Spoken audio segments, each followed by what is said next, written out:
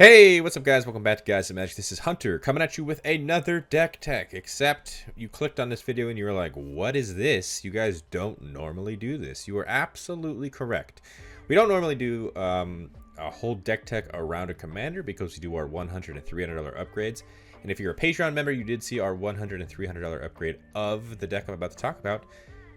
But we're doing something a little different because this is a very rare circumstance where the best, or not best, but the most popular commander in all of a set is actually a backup commander, which normally when we build our deck techs, we like to take a legendary creature from the set, build it around that, except this is a very rare case. So, not only is this a rare case because we are building the backup commander to Eternal Might, aka Hashaton, Scarab's Fist, that's right, I finally said it, we are also just dropping the budget limit we give ourselves. Because normally when we do the deck techs, we like to keep them between $300 and $400.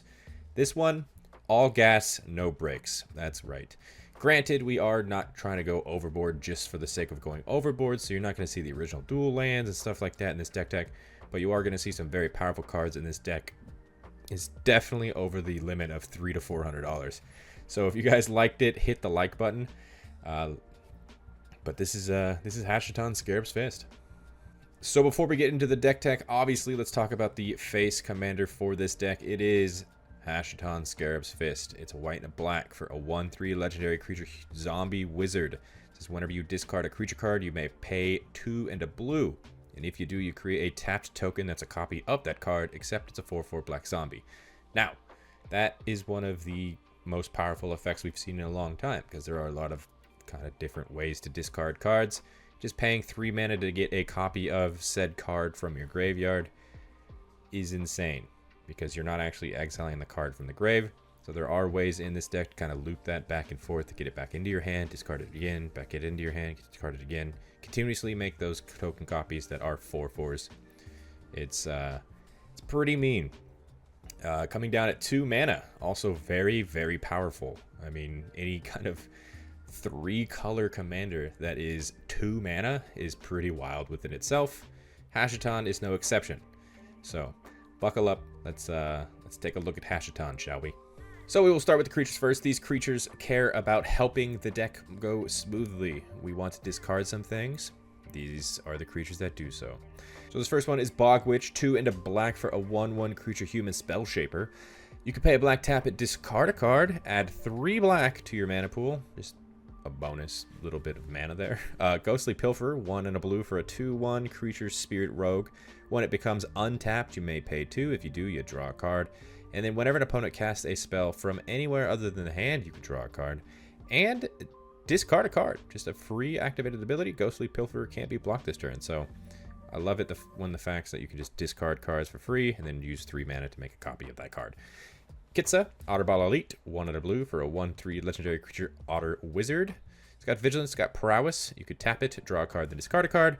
Pay 2, tap it. Copy target instant or sorcery spell you control. You may choose new targets for the copy. Activate only if Kitsa's power is 3 or greater. Ledger Shredder, 1 and a blue for a 1/3 flyer. It says whenever the player casts their second spell each turn, Ledger Shredder connives. In case you forget, you draw a card and then discard a card. And if you discard a non-land card, you get a counter on Ledger Shredder. Likeness Looter, a blue and a black for a 1/1 creature fairy shapeshifter. It's got flying. It says tap, draw a card, then discard a card. You can also pay X, and Likeness Looter becomes a copy of target creature in your graveyard with mana value X, except it has flying and this ability. Activate only the sorcery. So just a little bit more reanimation on top of that. Nezahal Primal Tide is 5 and 2 blue for a 7/7 legendary creature Elder Dinosaur. It says it can't be countered. It says you have no maximum hand size. It says whenever an opponent casts a non-creature spell, you draw a card. It also has just other abilities stapled onto it that just says discard 3 cards, exile Nezahal, return it to the battlefield tapped under its owner's control at the beginning of the next end step. Just a bit of protection on that, and then you can just discard some cards as well, because that's what our deck is trying to do. Discarding stuff for value. This also, just go ahead and make this one of your reanimation targets. Overeager Apprentice for 2 and a black for a 1/2 creature human minion. It's got discard a card, sacrifice Overeager Apprentice to add 3 black to your mana pool. Psychic Frog is just a blue and a black for a 1/2 creature frog. It has whenever this deals combat damage to a player or planeswalker, draw a card. You can also discard a card to put a +1/+1 counter on Psychic Frog, and then you can exile 3 cards from your graveyard. Psychic Frog gains flying until end of turn. Who cares about that third part? It's all about that second part, and also that first part. Just draw cards. Putrid Imp, 1 black mana for a 1/1 creature zombie imp. It's got discard a card. It gains flying till end of turn. You can also have Threshold, which means it gets +1/+1 and can't block. You have Threshold as long as 7 or more cards are in your graveyard. And Rafine, Scheming Seer, white, blue, black, 1/4 legendary creature Sphinx Demon.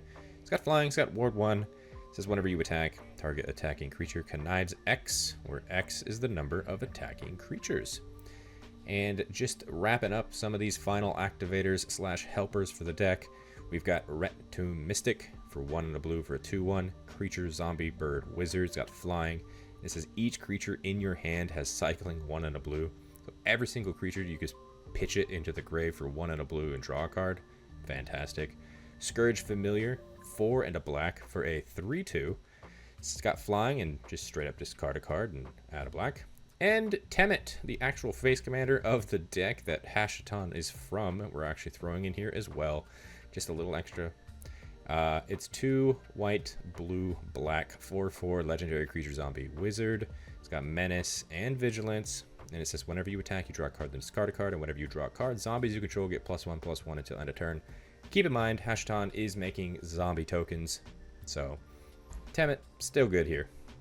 2 other cards that kind of help our deck continue to go. We have Grand Abolisher going in here for 2 white mana. It is a 2/2 creature human cleric that says during your turn, your opponents can't cast spells or activate abilities of artifacts, creatures, or enchantments. Basically, we are shutting off our opponent's ability to interact with our stuff because we want to do our stuff. Don't touch us. Leave us alone.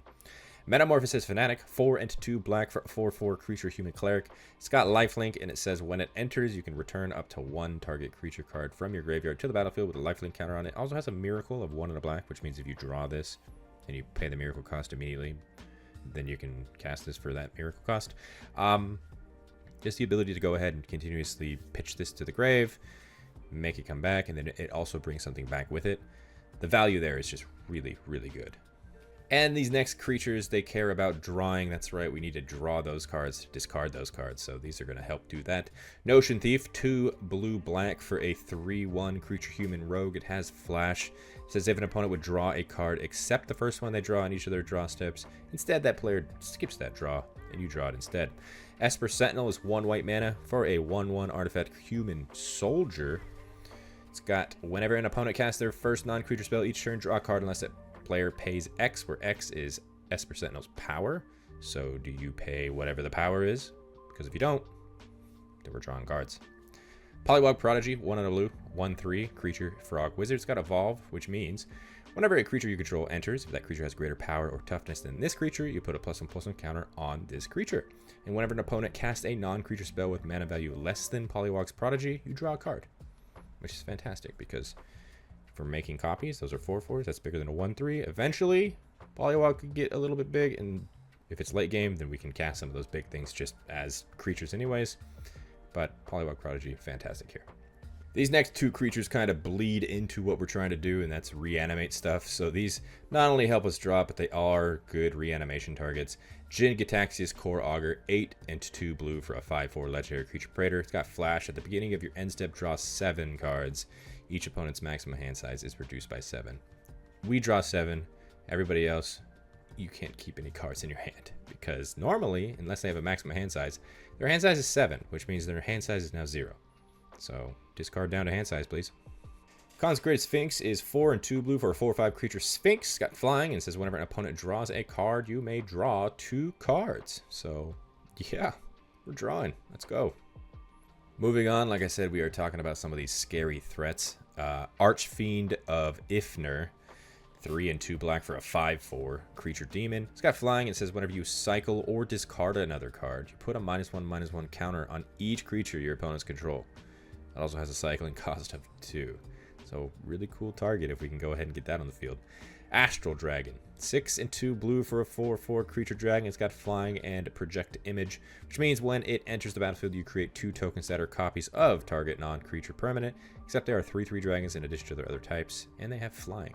So how many token copies are we making of Astral Dragon? We will see. Avacyn, Angel of Hope, is 5 and 3 white for an 8/8 legendary creature angel. It's got flying, it's got vigilance, it's got indestructible. It says other permanents you control have indestructible. Protect everything. Elishnor, Grand Cenobite, 5 and 2 white for a 4/7 legendary creature praetor. Vigilance, other creatures you control get +2/+2. Other creatures your opponents control get -2/-2. Mean card. Mondrak, Glory Dominus is a lot of fun. Is 2 and 2 white for a 4/4 legendary creature Phyrexian Horror. If one or more tokens will be created under your control, twice that many of those tokens are created instead. Which, by the way, we are making token copies that are zombies. So double it up. Make some lot of mean creatures.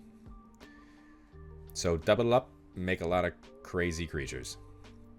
1 and 2 Phyrexian white, by the way. Sacrifice 2 other artifacts and or creatures, and you can put an indestructible counter on Mondrak, Glory Dominus. Razaketh, the Foul-Blooded, is 5 and 3 black for an 8/8 legendary creature demon. It's got flying, it's got trample, it's got pay 2 life. Sacrifice another creature. You can search the library for a card, put that card in your hand, then shuffle. Really great effect there if we're looking for something that, hey, maybe we have one of our discard outlets on the field. We have Razaketh as a creature or a token copy. Activate that ability. Go and get something really mean that you can pitch that you want to make a copy of immediately. Shieldred Whispering One, 5 and 2 black for a 6/6 legendary creature praetor. It's got Swamp Walk, and at the beginning of your upkeep, return target creature card from your graveyard to the battlefield. So just extra recursion. And then at the beginning of each opponent's upkeep, that player sacrifices a creature. Yikes. Toxrill the Corrosive. A lot of people think this card is very mean. That's why it's going in the deck. 5 and 2 blue. Black. 5 and 2 black for a 7/7 legendary creature Slug Horror. This is the beginning of each end step. Put a slime counter on each creature you don't control. And then creatures you don't control get -1/-1 for each slime counter on them. And then, whenever a creature you don't control with a slime counter on it dies, you create a 1/1 black slug creature token. And it has blue-black, sacrifice a slug, draw a card. Said it was mean, I'm not lying. Valgavoth Terror Eater is our final creature we're throwing into the deck. New from Duskborn, 6, 3 black, 9/9. Legendary creature Elder Demon. It's got flying, it's got life, it's got wards. Sacrifice 3 non-land permanents. Also says if a card you didn't control would be put into an opponent's graveyard from anywhere, exile it instead. And then during your turn, you may play cards exiled with Valgavoth. If you cast a spell this way, you pay life equal to its mana value rather than its mana cost. Don't need to explain Valgavoth. Valgavoth is very aggressive, very mean. If you can get this down, it's going to be a problem. Moving on to the sorcery department, let's talk about some of these cards. First up, we got Bone Shards. 1 black mana for a sorcery. As an additional cost to cast this spell, you sacrifice a creature or discard a card. Look at that. Destroy a target creature or planeswalker. Yes, it's a sorcery. Yes, it's a removal spell, but we're getting that discard advantage. Toxic Deluge, 2 and a black sorcery. As an additional cost to cast this spell, you pay X life. All creatures get -X till end of turn. That's right, there's our board wipe. Demonic Council is a good card in this deck as well. It's 1 and a black for a sorcery that says search your library for a demon card. Reveal it, put it in your hand, then shuffle. Probably not going to do that. But if you have Delirium, because we're constantly filling our graveyard, if there are 4 or more card types among cards in your graveyard, instead, search your library for any card, put it into your hand, then shuffle. That's right. That is a perfect tutor. Speaking of, we've got Demonic Tutor. 1 and a black for a sorcery, search library for a card, put that card in your hand, then shuffle your library. Go in and get Toxic Deluge if we need the board wipe. Otherwise, go and get that card we really need for the time that we need it. Reanimate, also going in this deck as just some extra reanimation, is 1 black mana for a sorcery. Put target creature card from a graveyard onto the battlefield under your control. You lose life equal to convert mana cost. That's fine. Who cares? We're just reanimating something for 1 mana. I'm here for it. Careful and Study and Windfall are final sorceries. Careful Study, 1 blue for a sorcery. Just draw 2, then discard 2 from your hand. And Windfall, 2 into blue. Each player discards their hand, then draws cards equal to the greatest number of cards a player discarded this way. So much discard effects. I love it. Moving on to the instant department, let's talk about some good instants here. Faithful Mending, white and blue. Instant, you gain 2 life, you draw 2 cards, then discard 2 cards. It also has flashback for 1 white and a blue. Do it again later. Frantic Search, 2 and a blue. Instant, draw 2 cards and discard 2 cards and tap up to 3 lands. just as like a free spell, essentially. And Dark Ritual, 1 black, instant, add 3 black to your mana pool. It's, yeah, ramping. Moving on to some removal instant. Anguish Unmaking, 1 white, black, instant, exile target non-land permanent, you lose 3 life. Deadly Rollick, 3 and a black, but if you control your commander, you can cast it for free. Exile target creature. Saw in Half is 2 and a black, instant, destroy target creature. If that creature dies this way, its controller creates 2 tokens that are copies of that creature, except their power is half of the creature's power, and their toughness is half of that creature's toughness, rounded up each time. So fun fact, you can actually do this to one of our 4/4 tokens. Now you got 2 of those creatures. Powerful effect. Saw in Half is great here. Path to Exile and Swords to Plowshares, once again, are fantastic removal pieces. 1 white for each. Path says exile target creature's controller may search the library for a basic land card, put it on the battlefield tapped, and shuffle. And Swords says exile target creature, its controller gains life equal to its power. And our other board wipe in this deck is Cyclonic Rift. 1 and a blue. Instant. Return target non-land permanent you don't control to its owner's hand, but you have an overload of 6 and a blue. Instead of target, it's each. So bounce everything of your opponents back to their hand. Swing in for damage. A couple counters going into this deck as well. An offer you can't refuse for 1 blue. Instant. Counter target non-creature spell. Its controller creates 2 treasure tokens. And Fierce Guardianship. 2 and a blue. Instant. If you would control your commander, you can cast it for free. Counter target non-creature spell. And the final counter spell, well, it's counter spell. 2 blue, instant, counter target spell. Our final instance, we got some more tutors, and we got 1 protection spell.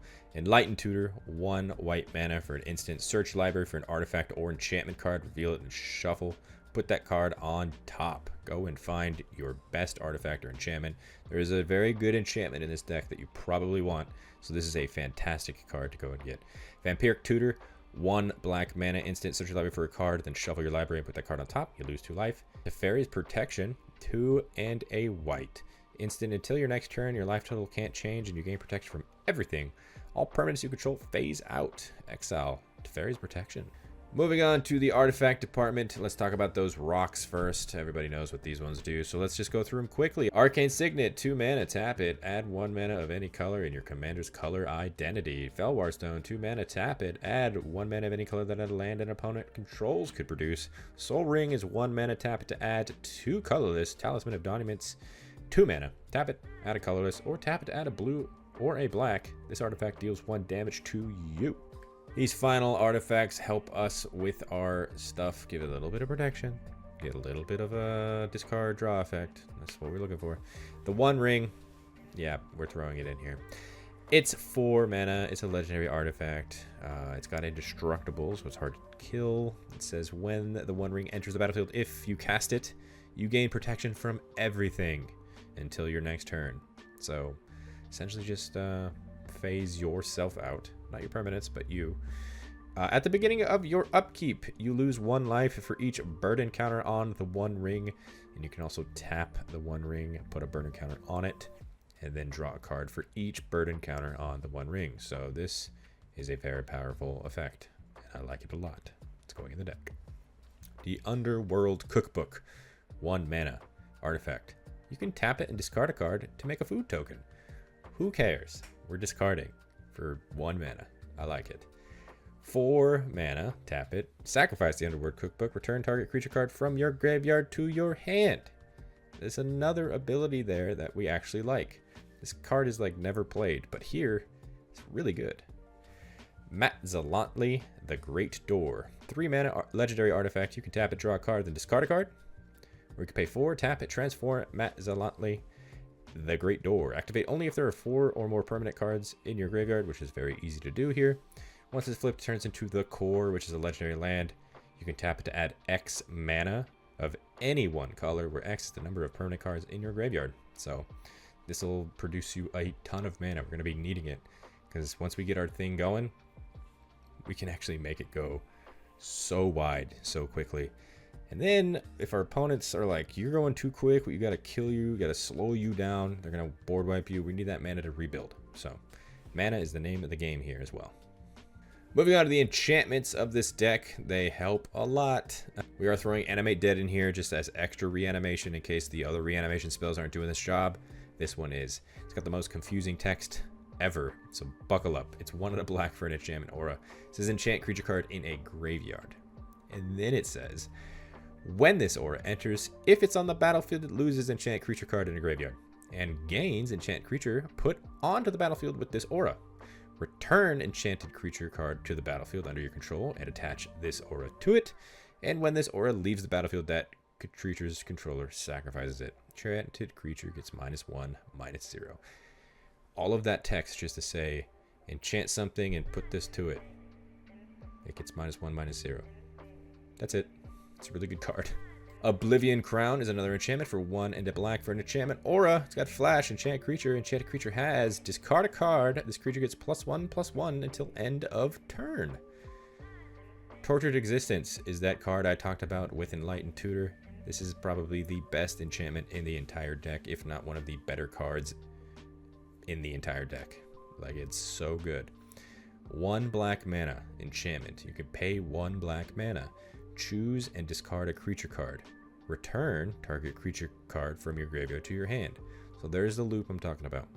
You can just keep pitching and throwing and bringing something back and throwing it back and making a copy. And then throwing something else and bringing that card back and making a copy of the one you just threw. And then keep just making a bunch of copies. Over. Just, it's too good.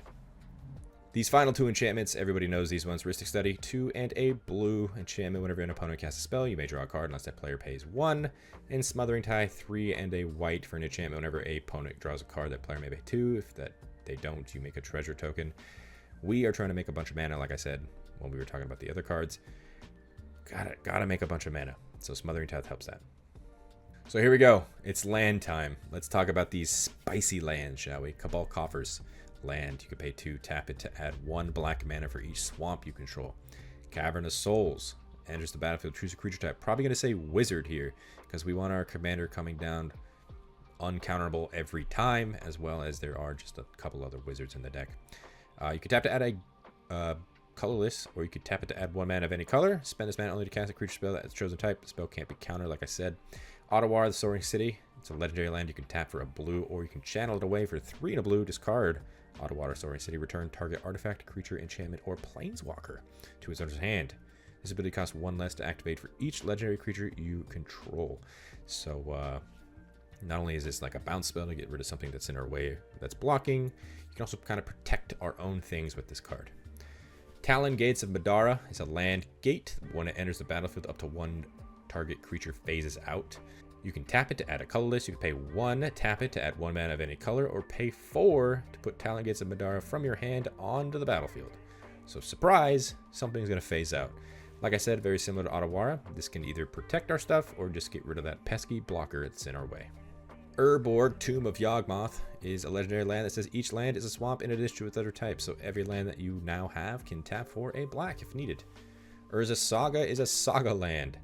Its first lore counter is it gains tap to add a colorless. Its second lore counter says it gains pay 2, tap it to create a 0/0 colorless construct artifact creature token. With this creature gets +1/+1 for each artifact you control.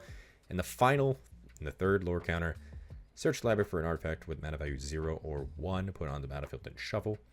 Go ahead and get your soul ring if you didn't have it. Cephalid Coliseum is a land that you can tap to add a blue. It deals 1 damage to you. It's got Threshold for a blue. Tap it, sacrifice Cephalid Coliseum. Target player draws 3 cards, then discards 3 cards. Activate only if 7 or more cards are in your graveyard. Once again, this is a land that does the thing we want it to do. So, great here. We have all of the fetches in our colors. Flooded Strand, Marsh Flats, Polluted Delta. Tap it, pay 1 life, sacrifice them, and then go and get their respective land types. So Flooded Strand, you want to go and get a Plains or Island. Marsh Flats, go and get a Plains or Swamp. And Polluted Delta, go and get an Island or Swamp. And then, of course, the shock lands in our colors are coming here too. Godless Shrine, Hollowed Fountain, Watery Grave. They enter the battlefield tapped unless you pay 2 life. They are their respective subtypes as well. Don't need to go through them. We are throwing in the EDH lands of our colors. Morphic Pool, Sea of Cloud, Vault of Champions. Enter the battlefield tapped unless you have 2 or more opponents. They tap for their respective colors. And Command Tower, of course, we got to throw this in here. Tap it to add 1 mana of any color, your commander's color identity. Fiend's Tower also are tri-land, if you will. Plains Island Swamp that can tap for white, blue, or black. But if you draw this late game, it's also fantastic because you pay 3, you pitch it and draw a card. You can just go ahead and draw something if you need it. Undercity Sewers is the land island swamp. As it enters the battlefield, it enters tapped, and when it enters, you surveil 1. It's an island swamp. It's blue or black you can tap for. And of course, our final, we have 6 basic islands, 5 basic plains, and 6 basic swamps. And that is all gas, no brakes. Hashaton, Scarab's Fist. What do you guys think? Obviously, this is just our build. If you guys liked it, let us know in the comments down below. Like I said, check the link in the description for the entire deck list. Try it yourself. It goes off so quickly. It is so hard to deal with. And hey, this is just our build. If we are looking for improvements always, so comment down below any improvements that you would have made to the build, or just tell us that we did a good job. I don't know. It's all up to you guys. We just like to listen to your guys' feedback. It's also just kind of like a build of, you guys might have ideas on how to build Hashaton differently. So we're just here giving you guys ideas. You give us ideas. We work together. This is a group project, right? Final thoughts. Hashaton, mean. Like I said, I can see why this is like one of the more popular cards we've seen in a very long time. Probably the last 6 months, this is like skyrocketed to #1. It's mean. Like, I don't doubt that you'll see a bunch of these if you go to a Magic Con or you're just LGS, you sit down at a table and someone's like, can I play Hashaton? Probably you're going to see that a lot. Yeah. So once again, if you guys like this video, hit the like button, subscribe to the channel if you haven't done so already, so you're staying up to date with everything else that we got putting out, we got going on. In the description, you'll find links to not only that Moxfield link. Once again, play test it. It's a lot of fun. You'll find links to all of our other social media accounts. Follow us on those as well. And on the screen right now, those are all of our Patreon subscribers. Thank you guys so much for your added support. It really does mean the world to us. If you guys wanted to check out what they are seeing, which is not here on YouTube, check the link in the description as well and consider subscribing. And a very special shout out to our Gains Indestructible tier. You guys are awesome. Starting with Daryl Tripp, Demarion Turner, Doc Jerome, Jimmy Ward, Kevo, Larry Killian, Matthew McClendon, Robert Myatt, Thrifty PSGR, Tim K, Wishful Reich, and Ryder Cole. Once again, you guys are cool. Appreciate every single one of you. And until the next video, I hope you guys have a great rest of your day. Peace.